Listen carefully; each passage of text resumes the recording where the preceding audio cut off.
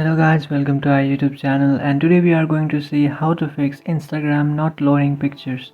So if you are facing this problem, what you have to do is first of all open up your Instagram application and then tap on the profile icon which is on the bottom right, and then after tapping on your profile icon, tap on the three bar icon which is on the top right, and after tapping on the three bar icon, tap on settings and privacy.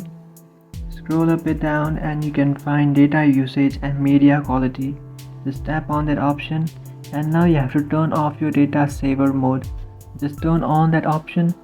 So this might cause some problems to load your pictures on your Instagram. So after turning off this option, it might fix your problem. But if this doesn't fix your problem, what you have to do is you have to come back to your home page and just tap and hold on to your Instagram application. And after holding on to your Instagram application, you will find app info option. Just tap on that, and after tapping on your app info option, just tap on storage and cache, and then tap on clear cache. What it will do is it will basically clear any bugs or viruses from your Instagram application.